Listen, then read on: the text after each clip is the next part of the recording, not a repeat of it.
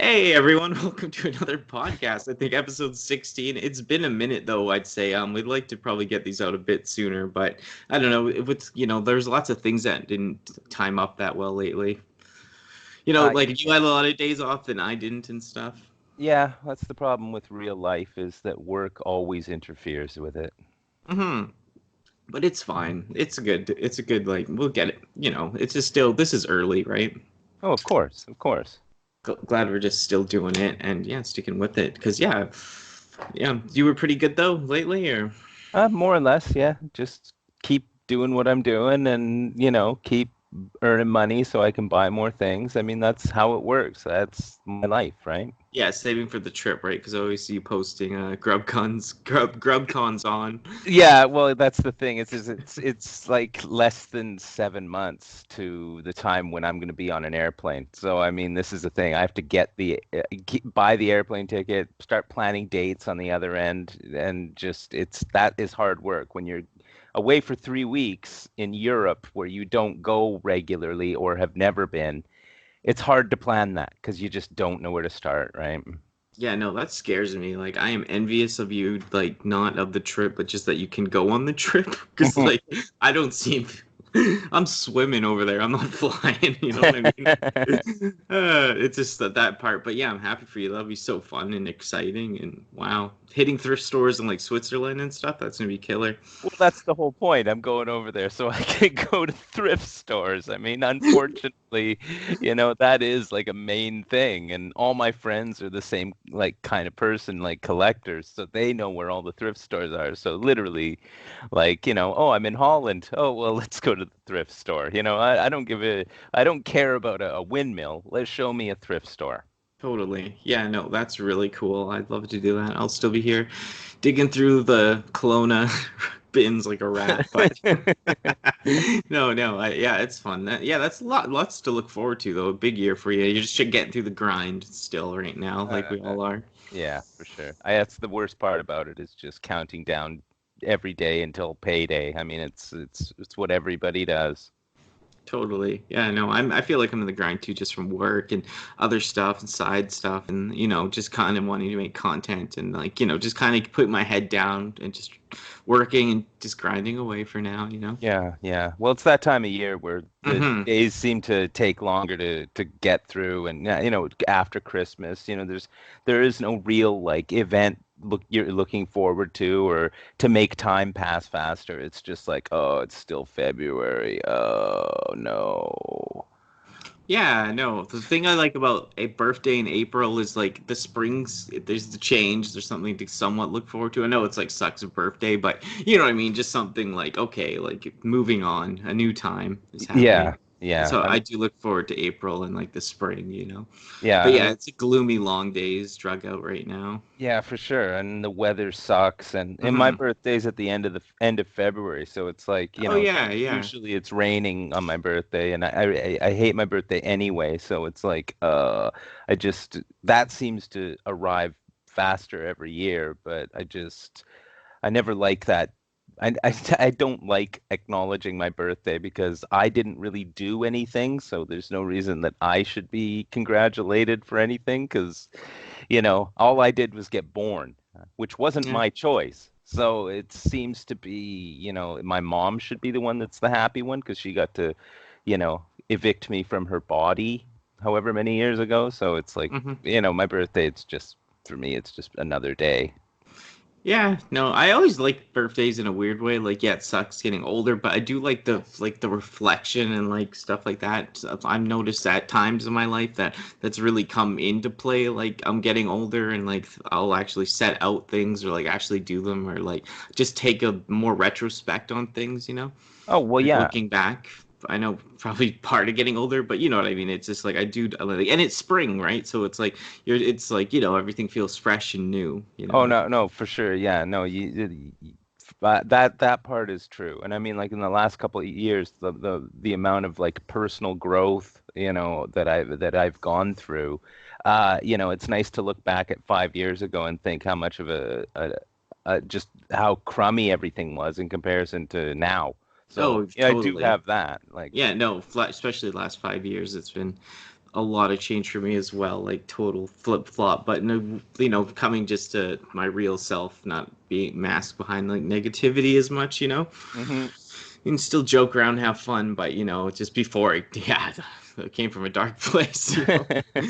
But yeah, no, yeah, that sounds good. Yeah, lots of stuff, lots of stuff, Transformers news, go over some VHS and memories, and yeah, some viewer questions. So that'd be pretty fun. Yes, I'm looking Get forward that to that. started.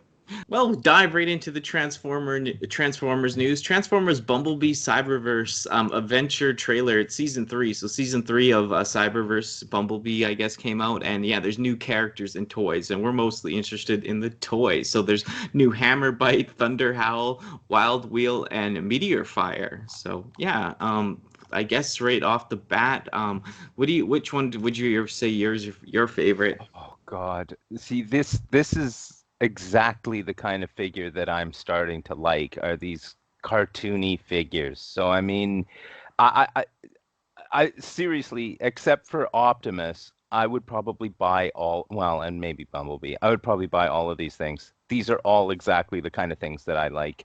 So I'm not there doesn't seem to be any preference in my mind. Like Hammerbyte is amazing. That Hammerhead Shark, like Hmm. Transformer. Yeah.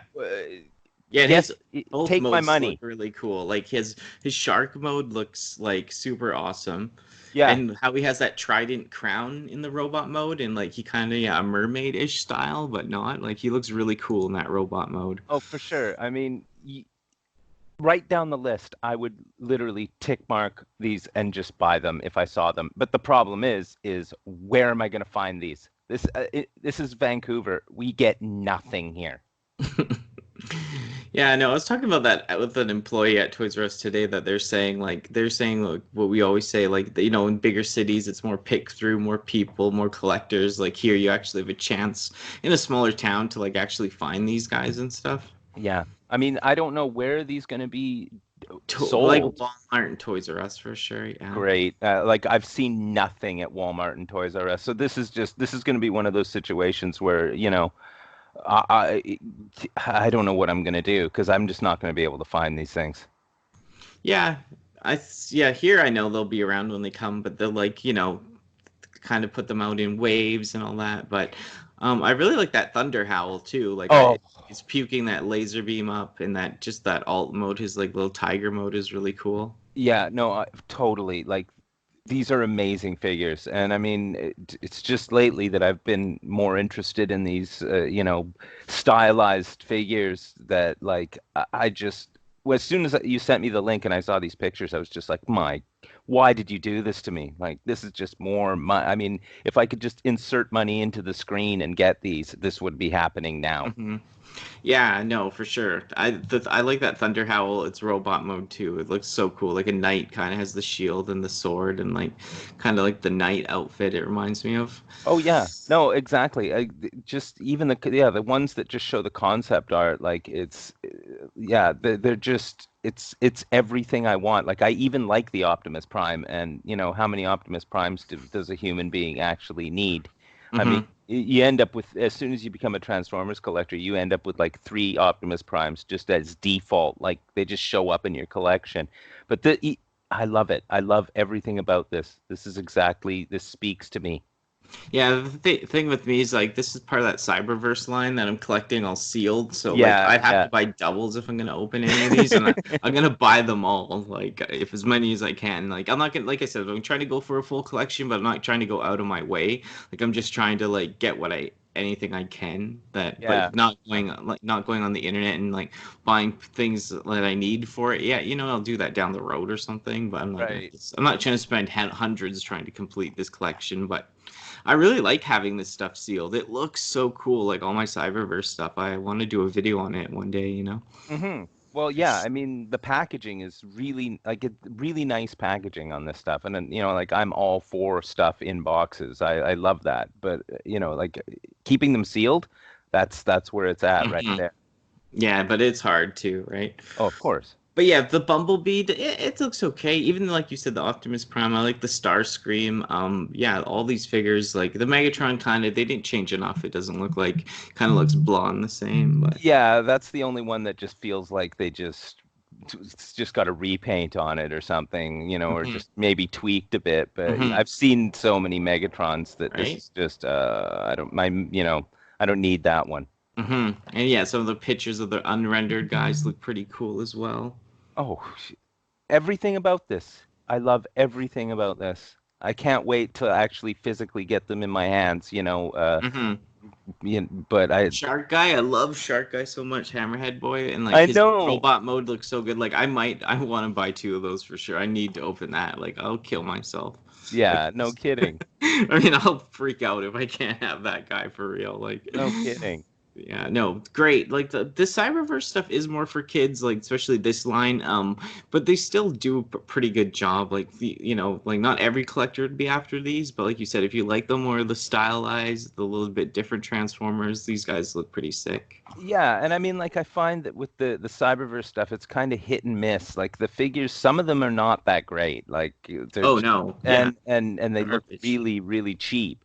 And then others will just be absolutely amazing. And it's just like it's that weird inconsistency in the line that kind of trips me out. That like why some of them don't look like that much effort was put in on them, and then the other ones are like absolutely amazing. Like they look like hmm a regular transformer. Like it doesn't make sense to me, but it saves me spending money on the crummy ones anyway. Oh yeah, no, they just I feel the same. Like when I get them, I'm like some of them are so cool that I'm so tempted to open them. And then yeah, some are just so plain and blah, and it's like they're the same line, but so much less effort in some of them. So it's kind of Yeah. confusing. But yeah, overall, like I said, I'm going for a full collection as possible. So I'll be Yeah. buying these as soon as they hit the stores. Yeah, well, I'll tell you, if you're buying one to keep sealed and one to open, you're going to be buying one for me, and I'll send you the money for it because I'm not walking around every Walmart and Toys R Us trying to find these and just seeing an empty shelf. Yeah, no, it sucks. Yeah, That's you'll be that person up at the cash register with three. 8 hammerheads. Yeah, it's like just the worst scalper. I know Like, people think I'm a scalper. That's a whole different subject, but yeah, like yeah. when way I buy stuff in town, people thinking like I'm flipping it for $800 glasses. Well, talking about Cyberverse, I wanted to bring up Scout Class Wave 6, Ultimate Class, and Wave 4, I guess, are found at US retailers. So I haven't seen any of this in Canada yet. And yeah, there's the Shockwave, the Conehead, and another weird Optimus Prime. I don't know, they had Optimus Prime has some weird dressing over him, like a mask, and the Shockwave has some sort of mask or some, it's different. I don't know. I don't understand what's going on there because I don't watch the show, but I really like this. It's one of those small figures, but the Ramjet, a cone head, I think it looks pretty cool. I wish the Oh, figure was bigger.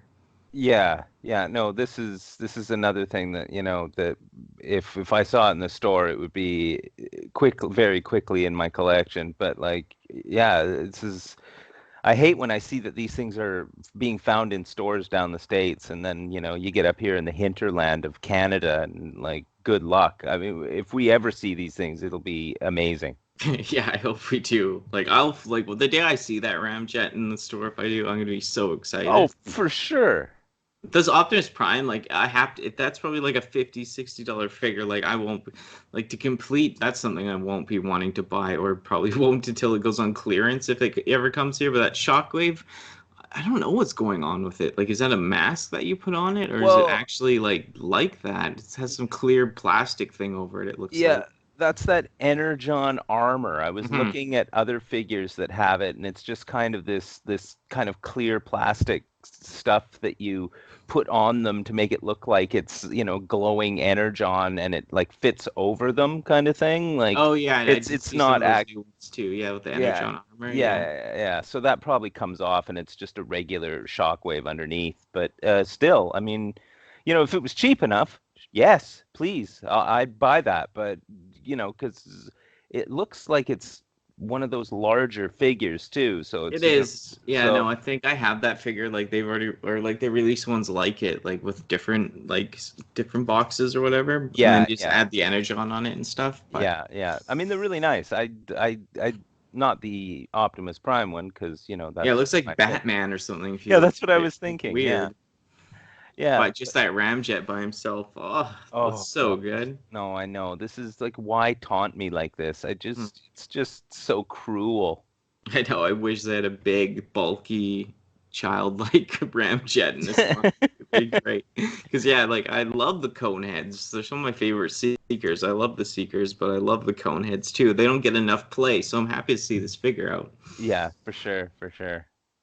But yeah, okay, that's the Energon. But yeah, yeah, if you probably might grab one of these if you saw them for cheap, like the Conehead guy or Oh, for sure. Shockbite. Well, I'm not even necessarily for cheap. I'd buy it at regular price at the Conehead for sure. Yeah, the Conehead's worth it. Yeah. I'm not gonna wait it out when and when I know that all of them will just be gone. If I saw one, it would be mine. And Hmm. if I see one, it'll be a miracle and probably in an actual dream and not reality. So Do they ever get this line at ages 3 and up though? Do they get N- Cyberverse no, stuff? they don't have it because it's not like they don't carry any of this stuff. Hmm. Yeah, they mostly got all the like third party and Yeah, masterpiece and yeah, and this just the legit, like, the siege and the hmm Earthrise and all that stuff. They have all hmm that stuff, but hmm they don't have this stuff there. I don't think they have the room to stock this stuff. Yeah. Yeah, it's not the best collector's thing, but just seeing like this Ramjet, yeah, I'm really impressed. I just wanted to mention that little guy because yeah, I love when the Coneheads, get some action. Oh, for sure, me too. Well, I did want to bring this up because they actually showed Devastator. I know it's the Michael Bay Weird Devastator, but they showed the last piece Scalper and Overload. I think I have every single one except for that right arm guy, the yellow guy, Scalper or whatever. But yeah, this thing it looks like an abomination. Like I said in my one video I just made, I was like, I don't even want to put this thing together. I just want to pile the boxes in a corner. But I just got it for the fact because yeah, like I don't really even want to open this guy, but I got all these guys. Yeah, well, I'm glad somebody out there bought this because I don't know who else. Right? I don't know who this is directed at, but yeah, no, that's okay. I Yeah, no, like I said, I like the figures in the box. I think I like them just being like, oh, that's the whole team of Devastator from the movie, but I just have it sealed, because yeah, it's not gonna do any joy for me. I'm not gonna put it in that this alt mode. Yeah, this alt mode, like I think he would be more bent over like in the show, but this is yeah, like who's it for? Like, was there anybody that liked the Michael Bay Devastator? Like, I'm so confused. well, I mean, I checked out of the Michael Bay Transformers movies, I think after the second one, which I Yeah. don't even believe I finished watching. So, Hmm. because as a child of the early Transformers, I don't, this isn't my idea of what Transformers is. So, Hmm. no thanks. Yeah, if you scroll down to that one guy that turns like with the two wheels, like he's like Oh, a what motorbike is, guy. What do you yeah. think of that guy? No, what do you mean? Like, it's nothing. It's not even a thing. It's like, nope, it's not even like who. I'm just like, why? Like, why turn it into a giant, like a steam Unicycle thing? backhoe Yeah, into that? Like, it should be a dude, I not know. that. Little wheelchair gremlin or something. I mean, It just doesn't make sense. And I would imagine in the movie, it's just absolutely I can't even. ridiculous. If I don't even remember seeing that in the movie, but if they have that, like, wow, yeah. Yeah. The guy under him though, the yellow guy with the claw long arm, I don't mind him. That's the last guy I need, Scrapper or Scalper. Yeah. Uh, I mean, yeah, I know you don't like, but for a Michael Bay guy, I mean, in a box, sure. Sure, leave it in the box, leave it where it belongs, stacked up in a corner, Stacked up, prop your yeah. monitor on top of it and Mhm. it'll be fine. But like these things, like whenever I see them, I see a lot of these things in thrift stores. Gee, I wonder why. Mhm. Yeah, but like they're always broken. They're always missing an arm, missing a leg. They're just so flimsy. There's no like there's not no like mass to them. All the arms are really scrawny, all the hands are really scrawny, and like the joints are like obviously flimsy because if a kid's ripping their arms off or ripping the torso off from the lower half, I'm always seeing that. So these things, it's just another bad example of a crummy design. Yeah, do you like any of the movie figures at all, though, or? No, I Hmm. can't think of one, and I've looked through them, but they're Hmm. just, it's that too much detail scenario. Like, Totally, I agree on that. Too organic looking. yeah, it doesn't need to be that way. Like, I mean, sure, the idea is sound that like, oh, well, they're not going to look like the, 1980s cartoon. Like, well, that's the thing though, is that they should look like the 1980s cartoon because that's what everyone thinks Transformers is. Like, nobody thinks of when somebody thinks of Transformers, they're not thinking of this thing. Yeah, when Devastator comes to mind, this is devastating. Like this is not Yeah, doing Devastator. Devastator the Great Green, um, you know, Decepticon. Like, are you kidding me? This doesn't even come close to like no. homaging it or doing any justice to the original. It's abomination to me, but Yeah, yeah, I yeah. just yeah, like I when if this movie came out and showcased this guy, I was let down to like that was a huge letdown. Yeah, well, I mean, fortunately, I missed that. So, and Yeah, no, I just like from being such a G1 fan as a kid and seeing this type of style Transformer, I never liked them, even though I bought some of them, but I just don't even open them. I just keep them. So I might trade them in, I might hold on to them, I'll see. But these Mhm. guys I'm stacking in a corner and keeping because why not? Yeah, exactly. Their merged form is just a pile in your corner. So that's the thing. Yeah, They will yeah, never reach their potential by being this guy because they'll just yeah, stay in their boxes, yeah. No, twist tied to a piece of plastic where they belong. well, whoever thought we'd see this again? But Tiger LCD, like handheld gaming devices, are coming back. The ones that were big in the '90s. So Hasbro is doing like a '90s, I guess, throwback. They're doing Little Mermaid, X-Men, Project X, Sonic 3, and of course Transformers Generation 2. So yeah, I'd just buy this not to have it, probably to open it to play it, but I would just buy this to have it in the packaging because yeah, this is really like throwback 90s. Like I remember these things in the stores when I was a really small kid. I never had them, but yeah, I just thought they were strange. Yeah, no, I had when I was a kid, this was the Game Boy of my childhood. They didn't, Hmm. before you were able to carry around a video game console with you and change cartridges, this was the kind of crap that we had to deal with. And for me, looking at this, it's just like, yeah, these are all exactly the same game. Every one of them is the same game. It's just a different LCD screen on it with a different character, but it's the same game. You're just shooting back and forth, and it's to me like I don't know why this looks like dollar store level stuff, and I'm like, oh man, the target audience for this is not children. Hmm. It's grown-ups who remember this and like are using 2020 hindsight thinking, oh, those were great. They're not. They're Yeah, not. no, totally. The other like ahead of my time, but part of my time because I was like, yeah, like I saw them when they were more on clearance and Hmm. stuff when they weren't Hmm. as a big of a thing. And yeah, I had it. I was young enough to have a Game Boy for my first handheld. So like, I always thought this was just kind of like I liked the packaging and this like how the thing looked, like this cool Transformers sticker on there. But I always had a Game Boy or something, and like the graphics, they look terrible to me. I thought it was a joke as a kid. I was like, what is this supposed to be? I Yeah, would think that as a kid. Like, people play this, but yeah, no, this is the thing. You can't even call what's happening on that screen graphics. They're hmm. not. It's a digital watch, in the shape of the Megatron and Optimus Prime. Like there's there it and like I said, the gameplay on all of these, it doesn't matter who the characters are on the screen. It's the same gameplay regardless. So Yeah, there's no variation. Like you could get the Avengers one or the X-Men one, and it's the same game just with different characters on the screen. But like hmm. this thing, it's another thing that just calls out cash grab to me because it's like we know that people are nostalgic for this, so we're going to re-release it and we'll sell them because of nostalgia, not because Yeah, it's they're a not good not product. because it's a good product. Yeah, no, I'm shocked that these like when I saw this, I was like, no way. But like, yeah, I would buy it just to hang it on a wall, but I'm not gonna open it or play it. Like, I don't know. Like, I just thought they were so bad back in the day.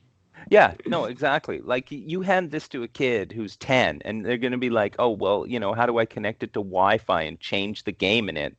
Because they're not even going to understand the concept behind this crummy thing. This is basically it's the dial phone of the handheld gaming console. Nobody even understands what it is or what it's for or if it's, Yeah. Even in the 90s, I didn't even know what it was or no, what it no, was for. no, and it's like I It's said, 20 years ago. yeah, this is dollar store level stuff. Like, Yeah, dollar store. Yeah, you cheap. know, Zellers. If you remember yeah, Zellers, I remember seeing these at Zellers all the time. Hey, Zellers had them on those racks right where you're checking out. Like, oh, that's right. Oh man, you are so right about that. This Zellers. is, this is, yeah, no, this is not. I don't know who's buying this, but there's gonna be videos on YouTube of people being like, I can't believe they remade this. This is great. Yeah, Yeah, reviewing it. I think yeah, pass on that, but I'll hang it on a wall and take a picture or something. for sure. Yeah, this is another thing that I may wait till they knock them off and show up at Oh the yeah, if these are store like again. $5 or whatever again on the rack, I'm grabbing 10 of them. Yeah, for sure.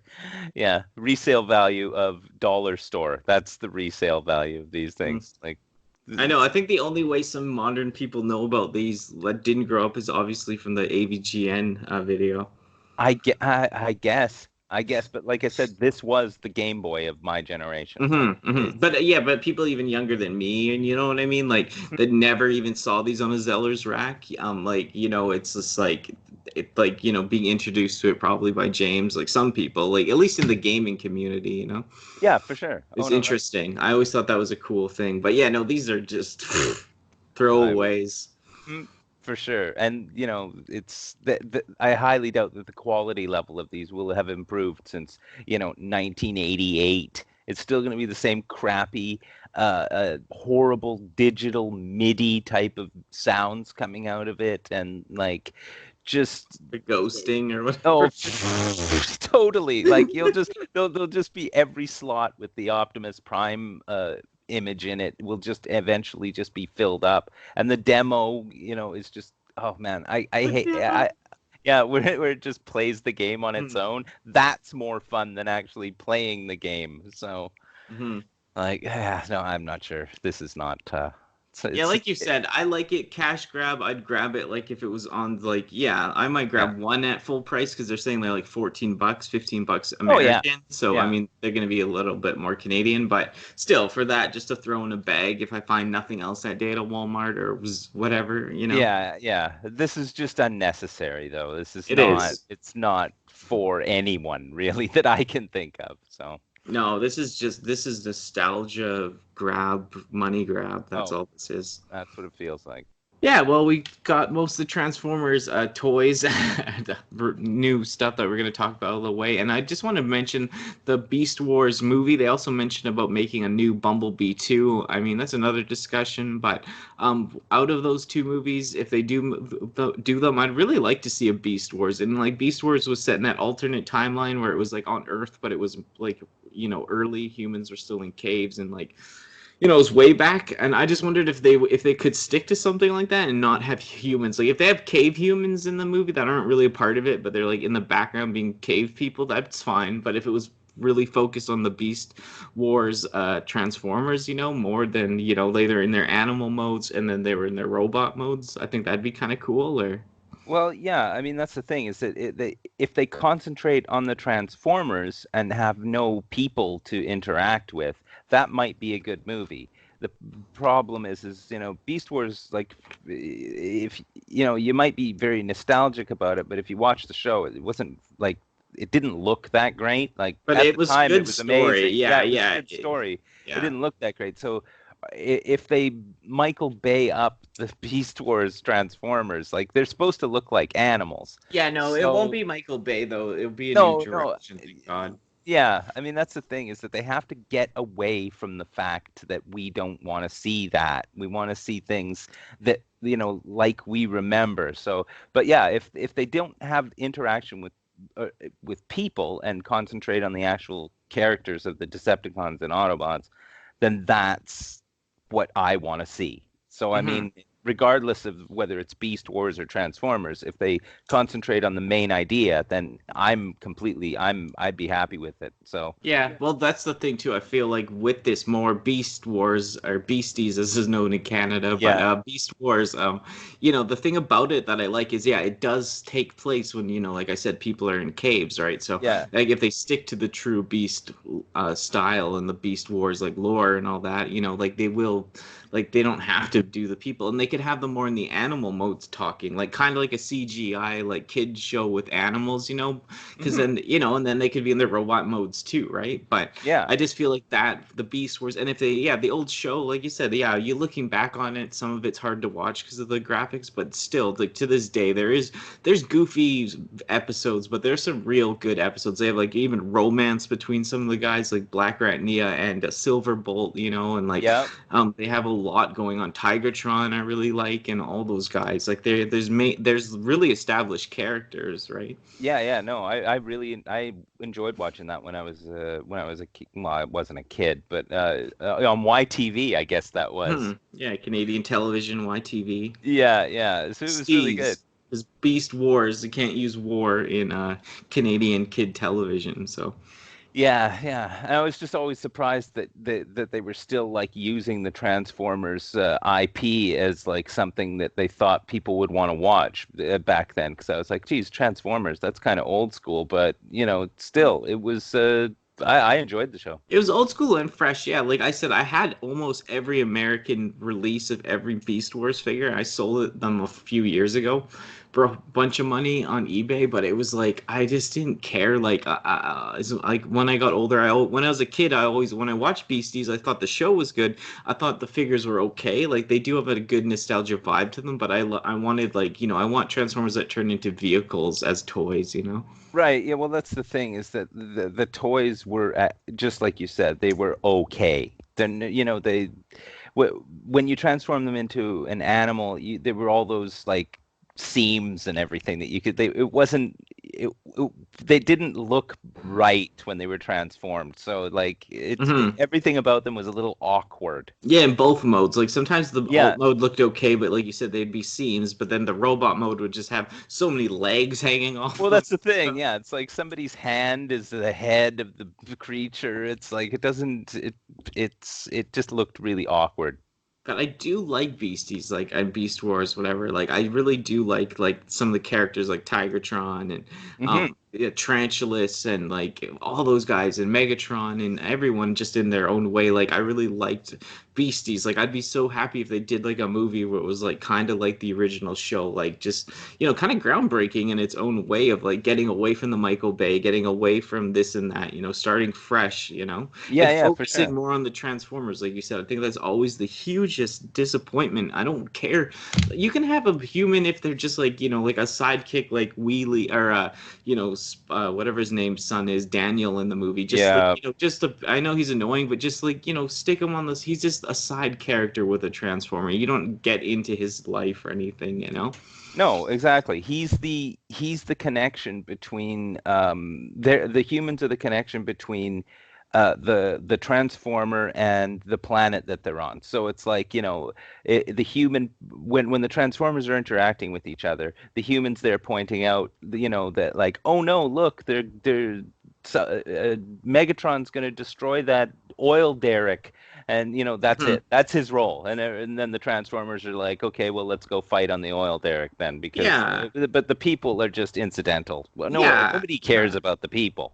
No, exactly. And like, yeah, I don't want it shot always from a low perspective looking up. Yeah, I want it to be shot from the Transformers shoulder line and headroom, I want to be up with them. I don't want to be looking up. Like that's such a weird, like they want to force that human perspective in the movie. It's like that's not Transformers, bro. It's called Transformers. We want to see the Transformers as the main character. Yeah, exactly. I can't remember any conversation between a person and a Transformer that was important in any way.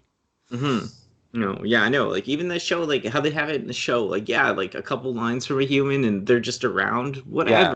But I don't want them like I don't want like Shia LaBeouf and like you know what I mean, like oh. No, it's not important. It's not important. But yeah, they could do. This is like the thing. Like this isn't for 100% for sure. I think the Bumblebee is for sure. They're doing another Bumblebee, but I think they could even with the new Bumblebee, even with the new Beast Wars. I think they could start in a better direction. Yeah. For the for more of the real fans and get new people involved. Oh yeah, for sure. No, that's the thing. Is that like as long as they don't spend a lot of money making it, they'll make money off of it. Hmm. This is the thing. At this point, I mean, that Bumblebee movie, I haven't seen that yet, but it Hmm. doesn't look like it was there was as much budget going into that as say, any of the other Michael No. Bay movies. So it's like I think they understand that there's an audience out there for it, but like they have to not spend so much to make their money back on these things at this point. Yeah, no, they have to. There's a weird line there, but even the Bumblebee movie, as much as people like it, I said the beginning with the actual part on Cybertron's the best, and then there's a few other good scenes, but for me, still, it wasn't like close enough. But it was in a better direction, that's for sure. Hmm. Better direction, but yeah, I'm looking forward to these two, hoping they're gonna go from like a new perspective and just bring some a different look at the Transformers as a movie franchise. All right, bringing back some Q&A. So if you ever have any questions, leave them for us down in the comment section. And yeah, you'll get your comment highlighted in the video podcast on YouTube. Yeah, mini little shout out for you. And yeah, Kevin Rice asks, great episode, but I have a off-topic question. How do you both feel about GoBots? They had a decent, strong following for years in the 80s. From what I see, their downfall and drawback overall was price. But since you two are both into Transformers fans, I definitely would like to hear more in-depth opinion on GoBots. Yeah, the thing is, I don't think their price was more. I thought their price was less. Yeah, I can't remember. I mean, that was I was like 12 and stuff when the I wasn't GoBots even came out. So, yeah. um, I had quite a few GoBots. I went down the list. I looked at all the different GoBots that they made, and I pointed out that I know I had five of them at Hmm. least, and I may still have these GoBots, but I had a lot of fun. Like gameplay value as a child, they were great because, like, granted their their robot mode was not very impressive at all, and the transformation was basically just half the time it was just folding them in half, and it was like you go from a robot and oh now you're a tank. But I thought they were pretty good. I enjoyed them, and in fact, when I had Transformers, the GoBots and the Transformers, they were in the same gang. I still Hmm. Hmm. they existed in the same universe as far as I was concerned. Hmm. So, I wasn't smart enough, wise enough to the business that I didn't know that they were, a different thing. So I Yeah. thought they were pretty good. Yeah, for sure. I remember having a few like hand-me-down and like cuz yeah, I missed it from in the stores, but my mom did show me the show. Like she introduced me to Transformers and GoBots. She showed me like a GoBots VHS or something. I remember when I was really young. And I thought like this is like to me, and a lot of people said that like the GoBots was a more serious show, but to me like after watching Transformers, I thought GoBots like the show was so corny. Oh yeah. Oh And no. then yeah, it was just kind of like the dip to me, even though you look back at Transformers and they're both very corny, like it's just like to me though at the time like I was like, like pompous little child, like Transformers is so much better, mate. Yeah, yeah, exactly. Of course, you're going to be the elitist where it's like Hmm. GoBots are crummy because I mean, essentially they were crummy. It does, I mean, I can't remember any plot line from any GoBots No. cartoon. I mean, I just remember seriously. that little scooter named Scooty, that red guy going down the street or whatever, and I thought that was so bad. I was like, this sucks. Yeah, no, I know. I mean, it never seemed that sophisticated to me, but like, maybe going back in retrospect, maybe, they did cover things, Hmm. but I can't imagine that it's any better than the early Transformers cartoons, Hmm. which, doing a rewatch, season one of Transformers is absolutely awful. So I mean, the GoBots is not going to be any better. And I mean, like I said, I had five of them. I really enjoyed playing with them as a kid. Like having a dude that turned into an airplane. I mean, come on, that was my dream. Hmm. No, I had a few. I remember they had like a somewhat different look, and I kind of knew somehow that because they didn't have the Transformers stickers or something. I think that's like it was a transforming robot. I kind of thought it was a Transformer, but I Hmm. kind of knew there was something different about it. It had like a different shape head, and it was more simplified or something. And it didn't have the stickers usually. And then yeah, once I got a little older, saw GoBots, I kind of started to realize what a GoBot was. But still, it was still blended at times. And I'm sure I thought some figures that were GoBots were Transformers and vice versa. You know? Yeah, I mean, like I don't remember that there. I don't even know if how there were two teams. Like, were there good GoBots and bad GoBots? Like, I don't Hmm. even remember any Well, of the that. thing that I remember the most that did impact me was in GoBots that some of the bad guys and some of the robots were women. They didn't have that in Transformers. Right? Yeah. Okay. See, There's I some don't. women, yeah. Yeah, I don't So remember that. I thought that was kind of cool, I think, as a kid. I did like how there was a woman robot, in Uh-huh. there. I wondered that made me question about Transformers, like where are the women at? As a Mm, kid, I was like, mm. where are the women at? Yeah. When I first saw female Transformers, I was just like, well, why are there female Transformers? This doesn't make sense because like, isn't that just a construct of Earth evolution is that we have two separate sexes that we need each other to reproduce for the most part. Why on Cybertron are there chicks? I never understood that. Well, no, yeah, on Cybertron there wasn't. Like they were all on the planets and the moons. So like if you lived on Cybertron growing up your whole life, you might not even know that there was women that existed because they're Okay. on moons. So and then yeah, then that kind of makes them. I know this is getting crazy, but that makes them like like same-sex relationships would be the norm, right? Well, yeah, but even still, like, well, this is They off. don't have This sex, No, but this is off subject. So, but yeah, like I don't picture them even needing to be in a relationship. something about like no, but they do like because in Beasties, like we're saying with them, like even though they don't like reproduce, but they still they like the romance more. Like they're kind of like I think a lot of people have said this too, like asexual beings, but they can be with like a partner. Right. Okay. Yeah. It's Because just there is weird Transformer love lore out there. It's just yeah, people don't I really get it. It's kind of yeah, yeah. the whole gender and transformers for real transformers like there's some like you know what I mean like you get into that and that's a whole new thing right For sure. Well, I but can start making interesting. stuff up in my head, but No, I yeah, don't exactly. think it's canon. Yeah, I know, but it's just interesting to talk about. But that's another thing that maybe GoBots did do better is they had a couple girls, you know? Right, right. No, no, no, no kidding. Yeah, I never thought of that. Like, I just Yeah. thought they were just cut rate Transformers. Even though I know, like I read, they came out before the toy line was out a whole year before proper Transformers was even on the air. So like, they kind of jumped the gun on that. So, you know, Totally. Yeah, no, it's just yeah, I think Hasbro because they were strict about just making money that they still thought like no one will play with a girl transformer, so we need to make them all guys. That was like yeah, behind retrospect, yeah, you kind of complicated it, but you also kind of made the the Transformers lore more in depth in a weird way, like yeah, it yeah. just kind of that's why like yeah I mean yeah if you're a Transformers fan you better be pretty accepting of all types. Yeah, no kidding. That's why I kind of like it too. There's lots of weird play you can get, but overall, yeah, I think the GoBot's downfall was just people didn't like enough people, but it missed had good things probably, but like we said, we don't know everything, and it just yeah, it missed the mark in some ways. I'd say the toys are just a little too simplified. Yeah, and Transformers won that battle. That's the thing. Like you can't have two competing transforming robot TV shows on. One's gonna always win, especially if kids are the audience, and Hmm. one's just way like they just Transformers was just everywhere, that's the Hmm. market was saturated with that kind of stuff. And Hmm. how many GoBot commercials do you remember seeing as opposed to how many Transformers Yeah, yeah, commercials? totally. Transformer had the song. Transformers had the more power of marketing. Oh, for sure. Yeah, like who remembers the GoBots theme song? Like Hmm. nobody.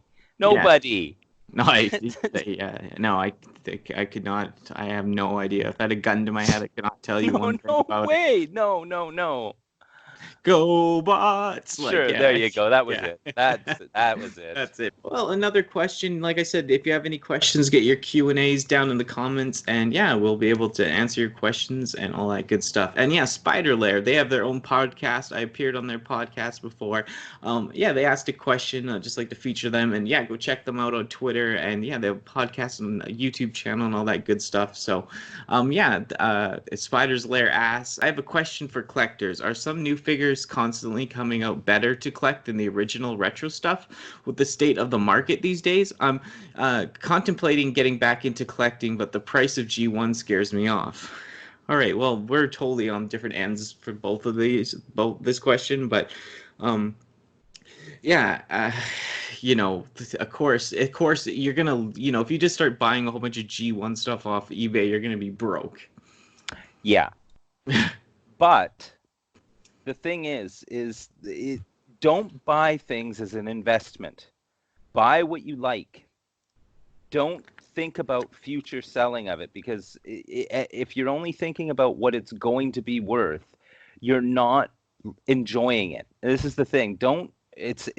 Collecting isn't about investment.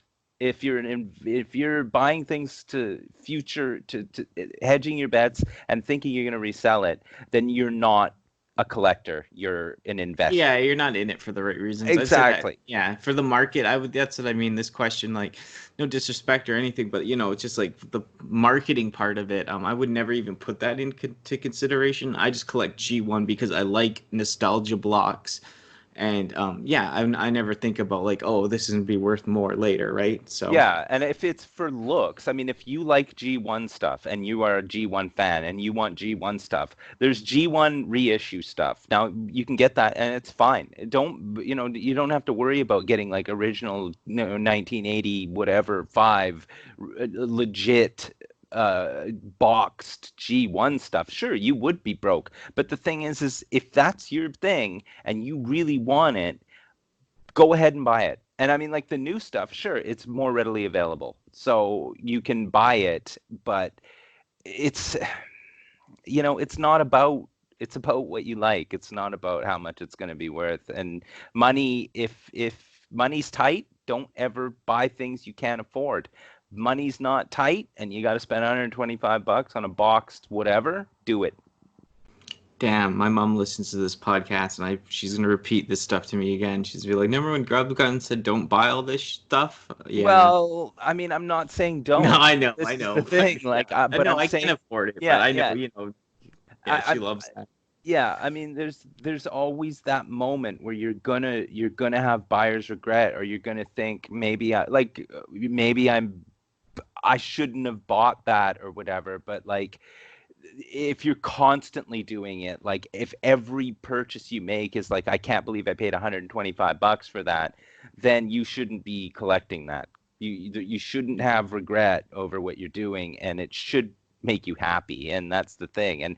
And first and foremost, find your focus. Don't just blindly start buying stuff before you figure out what you want. Like hone it down to what you like and stick to that almost completely, unless you can get other stuff on sale. Yeah, no, yeah, totally. Like window shop, do your, due diligence on eBay. I can't even speak, but yeah, you know what I mean. Go through stuff. Go see if you like the G2. See if you like the G1. Compare it to the new stuff. Compare the prices. Look on Amazon. Look at your Walmart. Just look at it. Don't buy it, but just start to get a feel for what you want to collect. And yeah, it's probably easier to buy some of the newer stuff if you like it, because it is going to be like, $20, 30, 40, $50 a figure, not $100, $380 for some G1 box thing. Yeah. But I would, if G1 was my thing, and I had to pay, a pretty penny for something that was in its box from back in the day, like say $300 for a boxed whatever, it doesn't matter what it is. Mm-hmm. It looked like it just came off the shelf.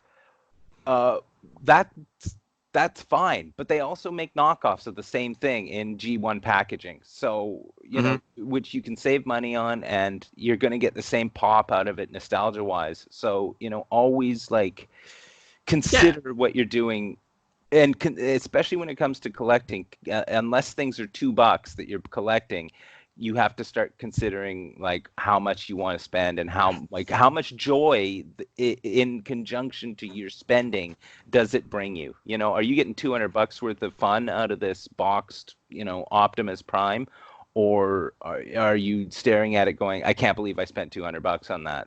This is always the problem, right? Yeah, and if you love G2 or something, which you can't get like, knockoffs of, there's no way around it. It's just G2, but that's what you grew up with because you're like my age or something. Then what I would do is like I buy the smaller, cheaper stuff just to see if I like it. Like, a couple loose guys for $30, a couple of loose guys like this, with the box included, but someone took it out of the box. And yeah, there's workarounds, right? You can wait for deals, and if that's what you really want to spend that hard on, $50 you saved for, then yeah, go ahead and get like something like that. But start small. Don't go start buying like mint like $300 G2 Optimus Prime in box or whatever, $400. Like there's no point to that. Oh, no, exactly. Work your way up into that collection instead of like starting hard and just being like, it's almost a waste of money at that point. When you can get 3 or 4 figures for the same price as one figure, get the 3 or 4 so that you can actually build your collection and then kind of discern what you like and what you don't like. Like that's the thing. Like I will never like G1 stuff, no matter how much I'm around it. I'm not going to be like, this is now my thing, because I've been exposed to, in my mind, better things. So with me, the investment would never be, well, it's not an investment, but the purchasing of stuff is all based on what I like, not what's like it wouldn't matter if something was readily available. If I wanted something that was rare, I'd go after the rare stuff. So it's like it's what you can afford. Yeah, that's what you can afford, what you like you said, buying what you like. Like, don't just jump. Transformers, you could lose a lot of money if you just jump all over the place and like don't know what lines come with what lines and you're trying to collect because it's just so open and broad. Oh Like yeah. it's just so many different lines and stuff. So yeah, stuff that appeals to you and Yeah. don't buy it for the value, like you said. Like I buy everything for personal value. I put so much personal like experience into the figure that I buy that like it's you can even give me like it's priceless to me, even though it's what I mean. Like it's just I want it for the collection. It's priceless for the memory. Well, yeah, that's the thing. You're a perfect example. You don't put resale value on anything that you have. Mm-hmm. You wouldn't know how much to sell something for. You wouldn't Mm-hmm. have any idea. You'd know that maybe something was worth something, but you wouldn't know exactly dollar amount, and that shouldn't be important. Like It's not, yeah. it shouldn't be important. If you're looking up how much something is worth, you're not interested enough in that stuff because you're already thinking, how much could I get for this? Mm-hmm. Not how much do I get out of it? Totally. That two different things. Totally. So yeah, like I said, hopefully answers your question. Not to be, we're just trying to be as real as we can about the subject because we both, me and Grubgun, we both don't really like, but thinking about buying something about what it's going to be worth later. To us, it's like, what does this like do for us? What does it do for me? And yeah, start with what you like. You just found out some new figures that you kind of liked, right? It takes time, but you can gradually get into it. Well, VHS and Memories makes another return finally on the podcast with The Rock from 1996. I'll just give you a little breakdown of the movie. Hollywood superstar Sean Connery joins award-winning Nicolas Cage in this action-packed thriller. All of San Francisco is taken hostage when a vengeful general, played by Ed Harris, who's awesome, seizes control of Alcatraz, the island, threatening to launch missiles loaded with deadly poisonous gas. With time running out, only FBI chemical weapons expert Nicolas Cage and notorious federal prisoner Connery have the skills to penetrate the island's fortress and defuse the lethal situation. 2 hours and 16 minutes and 11 seconds. English. Well, that's the movie, isn't it? Yeah, well, that sounds like a good movie. What did I watch? Yeah, I don't know. Yeah, I'd say like I really did enjoy it, and I'm happy I got to see it again, and with sitting down with like not looking at my phone and like really trying to take a look at it how I watched it as a kid. Yeah, yeah, I saw this movie. I might have even seen it in the theater when I was younger, but I forgot what the 90s was like with movies, and this is a perfect example of what the 90s was like with movies. Like this just there's just so much happening in here and Yeah, so much over the top stuff I happening in here. yeah, for sure. Like I'd say this was one of like in the top 10 favorite movies as a kid, so it's like I was so like impressionable in this time, and like this is what like movies to me like made me as a kid want to make movies, just this high intense action packed. And this is Michael Bay at his best for me. Like I don't really like Michael Bay at all much or his newer stuff, but like this is, yeah, you can see where he like went overboard after this and how he was like figuring out this style. But it's fast paced. Yeah, I don't know. It's crazy. Like for me, like I said, I do like it, and I grew up, yeah, Nick Cage fan and stuff. So it's like this, like you said, like you forgot about this. Like for me, it's like this was movies. Like when I was Right. 96, I was 10 years old. Yeah, yeah, When I for was sure. watching this.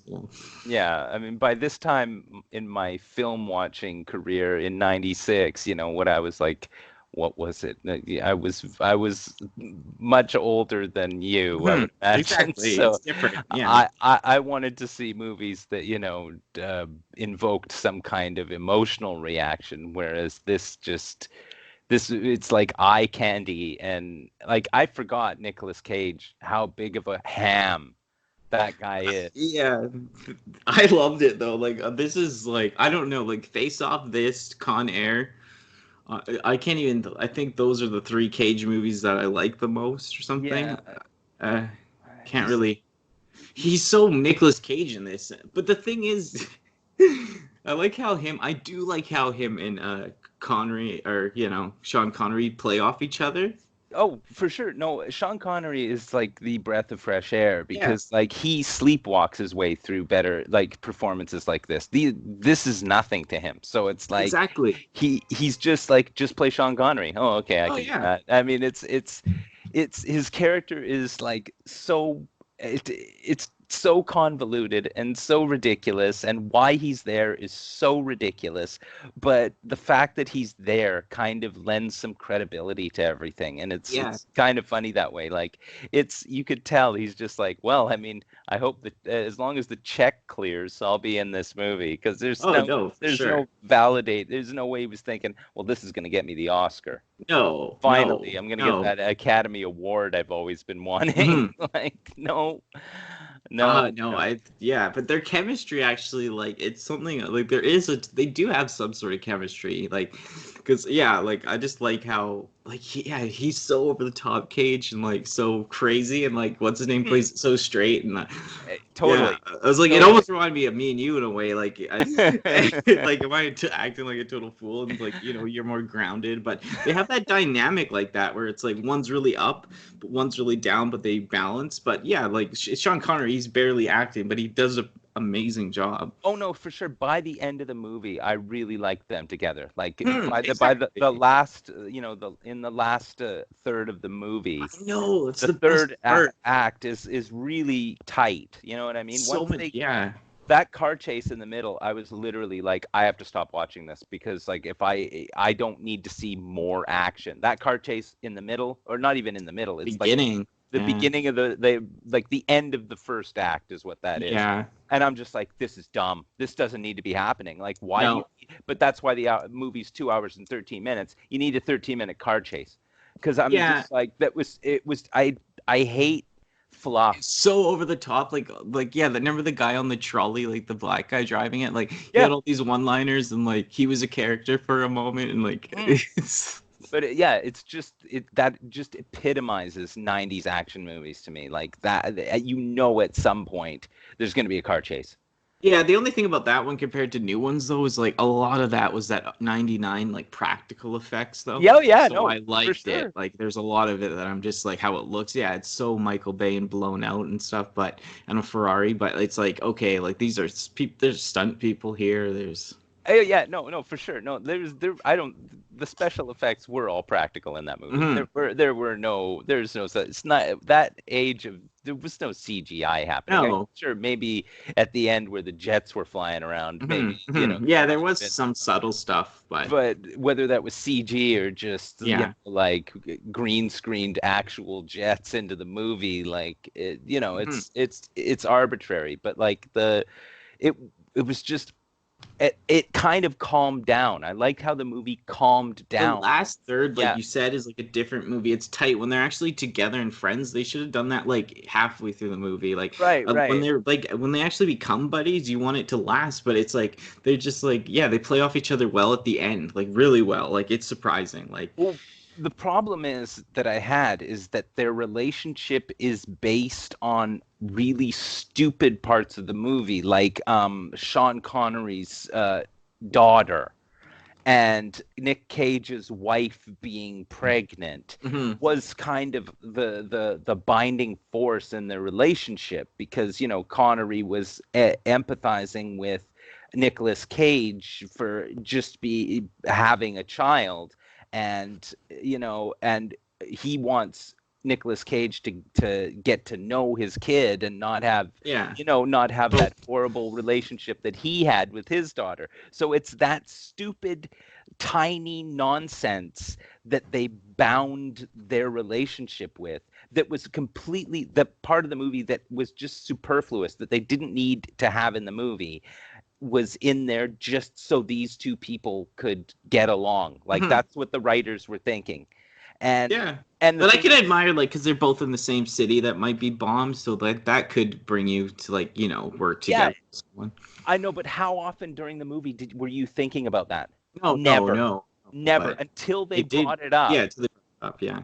Yeah, you were like, oh yeah, that's right, he has a daughter. Oh yeah, that's right, he has a girlfriend. Oh yeah, Mhm. that's right, she's pregnant. It was never any of the driving force in the movie. And it's like every time they added in that stuff during the last 2/3 of the movie, I was just like, oh God, you stop hammering this home. Nobody cares about this. Like you could have not had this happen. Nicolas Cage could have been single.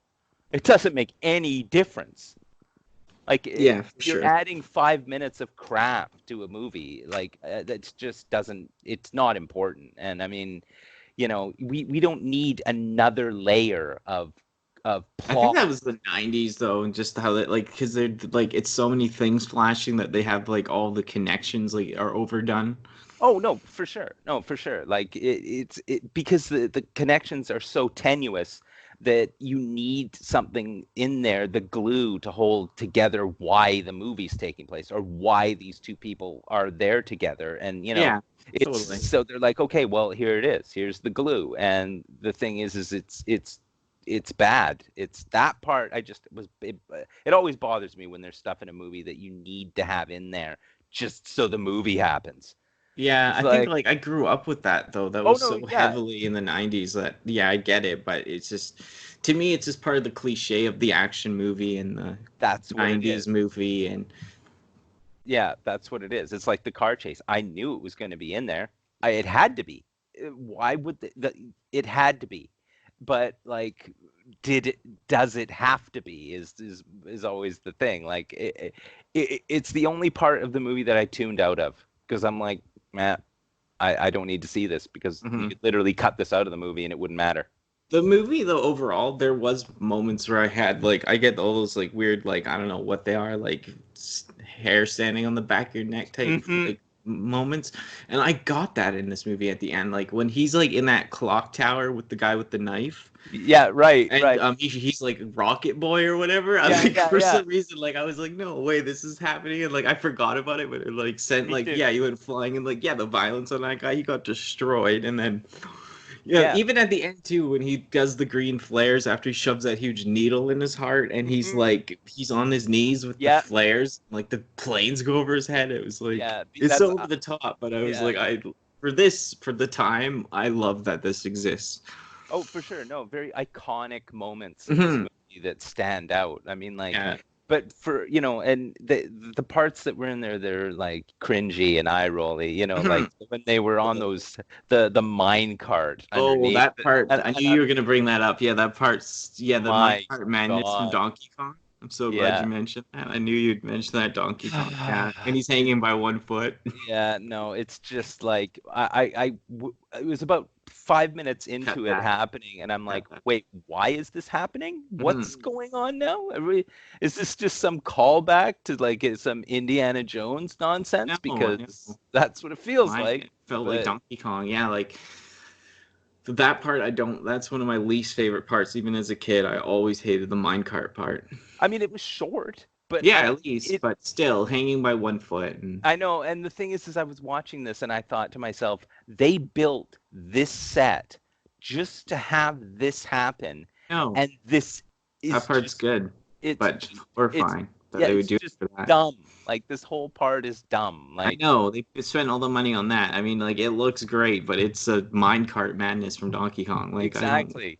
I Yeah. mean, absolutely pointless, and it doesn't damage the film because it's not too long and it's not a major plot point, but Totally. like wow. I mean, it's But just a yeah. way to kill off more of Ed Harris's soldiers. Oh, yeah, Ed Harris, like, yeah, soldiers, but Ed Harris just in particular, like, yeah, he's on point with his acting. Like, he's not really putting on too much, but it goes a long way. Like for Ed Harris, I love Eddie Harris. Oh, for sure. He's the best part of the movie. Hmm. As Yeah, far as as a I'm kid, concerned. I used to think. As a kid, I used to think too. He was my favorite. Yeah, I mean, the thing is I like wanted more always. he's he's not actually a bad guy in the movie. I This is know. the thing. Like they paint him they paint his acts, the things that he's trying to do are bad in a big picture way, but his motivation isn't bad. The way he's doing it isn't bad because no one's getting hurt. Hmm. He's not killing anyone. Hmm. He's shooting people with like sleep darts and stuff. I mean, it's At at the no beginning, point. Yeah, taking over getting the bomb or whatever. yeah. At no point is he a bad guy, and he's doing everything by the book. Yeah, So that's the thing though. I did like I can think I thought that as a kid too. It kind of threw me off. Like, shouldn't they have blown up like some kids? Or, like, shouldn't he have blown up that place? Like, didn't that just show like he didn't have the guts to do it, or he it was always a bluff, like he said, right? yeah, that's the thing. That's what he said. It's Yeah. like they called our bluff. We'll get the mission's over, Mm-hmm. and that's it. That's the movie right there. I mean, like, but it's all of his stupid friends that perpetuate the Mm-hmm. nonsense in that. Like Mm-hmm. but yeah, like seriously, Ed Harris, that guy. I mean, come on, that guy. Yeah, yeah, he's amazing. You gotta see that movie or rewatch it if you've seen it. We'll talk about it on the podcast eventually. The Behind Enemy Lines with when he's the sniper. Right. So Yeah. good. No, that's high on my list of Yeah, watching. I mean, like, because he's just so good. Like, so good. Yeah. and you forget, like, that's the thing. Like, you just mention things like mention Ed Harris now, and they'd be like, "What are you talking about? Like, what was he in?" And then you Mm. go to his IMDb and scroll down, and you just be like, "Oh yeah, no, he's in everything." Yeah, from that time, and he Yeah, was from that time. such an under. I don't know if people loved him as much as I did, but as a kid, I thought like I could tell his acting was brilliant when I was 10 years old. I was like, who is this guy? Yeah. How come he's not my dad? This overconfident guy, like. You know what I mean? Like, God. But yeah, Yeah. no. But, like, there's so many weird things in this movie. Like, yeah, they get Nick Cage to join their secret team because they need like a chemical expert because they have these weird rockets that look like anal beads. I don't even know if I can put that on the podcast, but I have to bleep it out. But I mean, you know what I mean? Like the Yeah. green little beads that are like this poison that's in the rockets, and he's a specialist, so they call him in, and they have to get Sean Connery out of jail because he escaped from Alcatraz. This all takes place on Alcatraz. They have like locked down Alcatraz, and they have people that were on a tour guide locked up as hostages. So like the whole come together at the beginning there is. Oh, it was quickly cobbled together. All of the reasoning behind all of Yeah. this was Okay. just Mhm. nonsense because, only one man can break into Alcatraz, and Yeah. then Sean Connery. Okay, only one man can defuse these Nick rockets. Cage. Okay, Nick Cage. So Godspeed. yeah, Or yeah, whatever. yeah. Like, so it's a lot of only one man can do this Hmm. scenario, I know. and it's the whole movie rests on that, right? You know, it's So, funny too. Like when he's in, like when they get him out of jail, Sean Connery, and they clean him up at that hotel room. There's that gay guy, and like you know what I mean, like mhm. gay Oh, back in 1996, and he's a yeah. hairdresser. It's like Oh, I know. It's just so that was just so cringy. It's like, oh my God, this would never fly now. he's like, I don't Never. care what you did to those men. He's like, I just want to know if you like your haircut. Mm-hmm. Oh, it just, yeah, I know. That was like, it's just more of a sign of the times of that movie. Like, Mm-hmm. But like you're saying, like just a one man show, one man army. yeah, oh, for sure. And I For guess sure. what he escapes Nicolas Cage like from that hotel, then yeah, it leads into the huge car scene, right? The car Mhm. chase.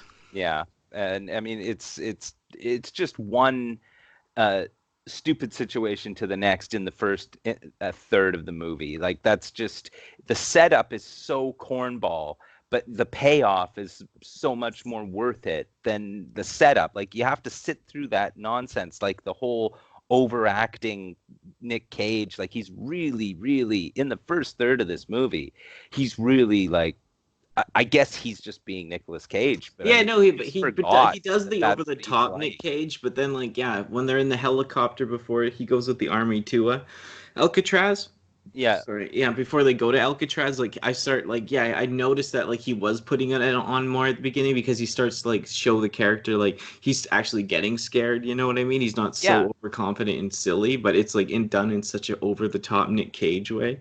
Yeah, like while he's comfortable in the first part of the movie doing what he's doing, as soon as He's he's taken normally out of his comfort zone, he's much more of a understandable character. Like totally. it's weird how that works, but yeah, I'm gonna have to like see more Nicolas Cage just to be like, okay, yeah, no, he's always like this. No, This that's what I is what mean. he Like, is. if you didn't grow up, like, yeah, like if you want to, like, this is expect. This is a Jim Carrey. Like for me as a kid, like Nick Cage, like or Nick Cage, like this stuff. Like you expected this. Like you know, I thought he was acting normal as a kid when I saw Right. this. Yeah, no, no kidding, I was right? like, oh, I hope I'm just as, you know, as normal as Nick Cage in this movie. He's a guy with a science job and stuff, you know. But no, he's acting. Yeah, it's so like cagey. Like they people name it cagey. They say it's cagey. You know, it's part of it. But like you said, exploring other movies will give you, you know, more of an understanding or appreciation. I think that's what for me because I was like, I was in the Nick Cage time. Like there's 10 movies out. You know what I mean? Right, right, exactly. He was the man of that Hmm. time. I mean, Yeah. you know, he was the go-to guy if you wanted a Nick Cage guy, right? Like, Hmm.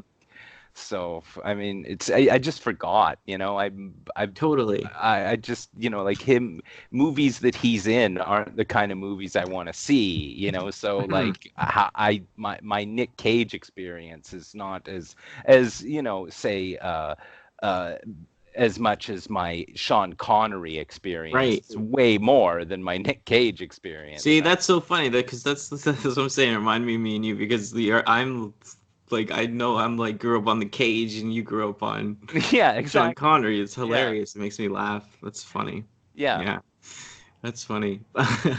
But yeah, no, like you said, like there's so the other things. The another part of the movie I thought, like you know, after they do like yeah, they're you know all the mercenary. That's kind of cool too. When like I guess they're with the Americans and they go into they get kind of like lured into a trap in that room, and they Hmm. actually do murder all those people. Like the Yeah. guns, the action is kind of cool. Yeah, and I mean, like that's one of those scenes where you know the Ed Harris character, whatever his Yeah. Major Hummel or whatever his name was, that's where he like kind of like he was kind of choked that that happened because he Hmm. didn't want anyone to get hurt. Right. Yeah. You know, this is the thing. Like he only shot one guy in the whole movie, Hmm. No, I know. and that was right at the end. Yeah, no, Right? yeah, that scene, like, yeah, he doesn't want it to happen, and then yeah, you see him kind of like being like, no, no, like people are getting shot, like you're like, I guess they did it for more of like to like or whatever. Well, it's the moment, you know what I Hmm. mean? It's the moment where you can see the difference between him and his men, right? His men are bloodthirsty, you know, they're in it for the money.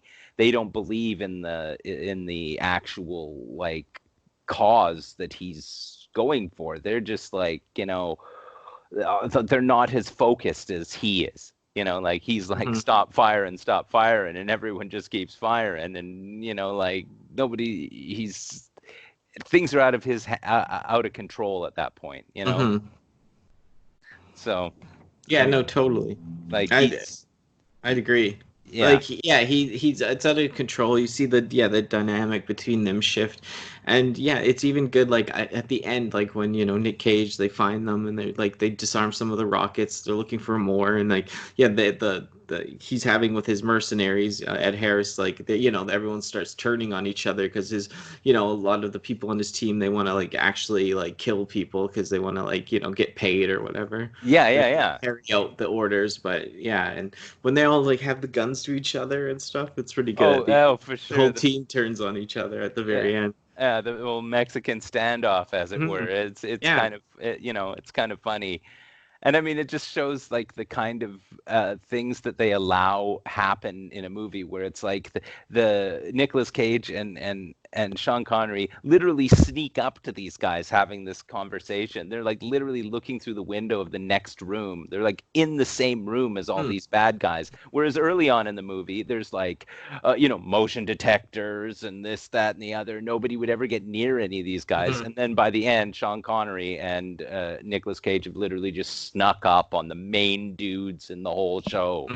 Like, because they're just heavily distracted, I guess. Exactly. Yeah. Exactly. Own like mutiny or whatever, and like it comes down to it where they all fire on each other, and Ed Harris dies from that, and Nick Cage asks him where's the last rocket, and it's on the lighthouse, like we said earlier when he's up there, and he shoots that guy out the window with the rocket, and the part at the end too when he gets the little bead or whatever, the green little bead, and he like when he shoves it in the homie's mouth and punches it. I always thought that was so cool as a kid. Like he cracked that like poisonous like stuff in his face. No, I know. And that whole part where he has that bead in his hand and he's like running with it and jumping through walls and getting shot at, and he puts it in his pocket, and then he's in like a fist fight with the guy. The whole time you're thinking, getting thrown through a window. Is so bad. Like this like I was freaking out. Like this. I know. Oh no, there's that poisonous bead in his pocket. I know, and like when he puts the beads like in that drain, he could have easily just put the loose one on top, couldn't he have? Or was it more safer to keep in his pocket and throw people through windows or whatever? Like I think that's probably what it is. He's the expert, not us. So. But yeah, the whole bomb and like how it just like melts people's faces and all that the stuff that they're bluffing to blow up San Francisco with. Yeah, I mean, they set that up really good in the beginning when Ed Harris and his team heisted those missiles. Like, I really thought that was good. It's like that shows you that they mean business. And you kind of think, oh, Jesus, Ed Harris is a bad guy. He wants to melt people. And then, like, in reality, he doesn't. You know what I mean? He actually doesn't. But the whole patriotic, like, I want these men who were forgotten in, Desert Storm or whatever I wanted their families to get paid out for just being dishonored. I think that is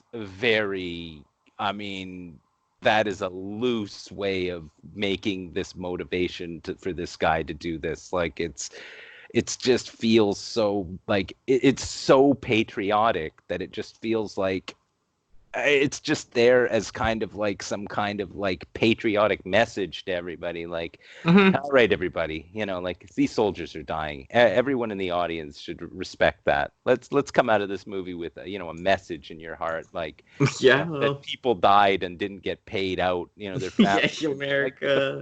Exactly. It's a lot of flag waving going on in here, and that real patriotic music that happens when happening, like. Helicopters flying in, and it's all like... it's a breakdown. I don't mind it because I grew up on very patriotic American like when I was a kid before 9/11 and all that, like America, like it was just like it was the land of like opportunity, and like they put on this show. Like as a kid it was really impressionable as a Canadian, right? But because you weren't living it, but it was shoved down your throat, and you kind of were like, man, why does it feel so over the top, right? But Yeah. yeah, it plays into those tropes for this type of movie, being a Hollywood American movie, right? Like they, of course, they would throw that in there back in the '90s, '96, you know. Oh, for sure. But overall, like yeah, the Ed Harris, Sean Connery, even Nick Cage, I'd say everyone puts on a decent show in this movie. It's not like they did a bad job, you know. It's just the script is the script, and Oh yeah, no, they did a really good job. I mean, like I said, Sean Connery, he could sleepwalk his way through this kind of a movie, and he mhm, he really like he is the epitome of the old tough guy, right? Like totally, he you it's you cool. you just totally like, and the way that he just handles situations without even flinching, like he's Hmm. seen it all, reacting like to situations. He's just comfortable, like, and you know, Nick Cage is freaking out. He's the young guy, he doesn't know what to do, and it's just they're great like in their roles. It's everything's really appropriate as far as that's concerned. And I mean, like, same with Ed Harris. You stick him in a military uniform, and it's like, okay, well, you know, he doesn't really need to act. It feels I like. know it's like both like it's strong. It's weird this movie too that you know the older males and then Nick Cage and stuff, right? But it's just yeah, no, it's done well. Like the movie, yeah, it has its flaws. The minecart scene, the mindless chasing, a few like over the top, like down your like just repetitive like you know like story stuff they're trying to get through with the Yeah, daughter and blah yeah, blah blah. yeah. Like just too much like don't yeah mention it but don't explain it 1,000 times. Like if we take something from it we take something from it, if we don't we don't, right? Just over the top story, over the top, you know, some of the action, but overall like the acting's on point. And yeah, there's the good parts like the last third of the movie. I wish they kind of you know without the minecart part, I wish they kind of had more of that, like where they're actually kind of like buddying and like actually working off each other more.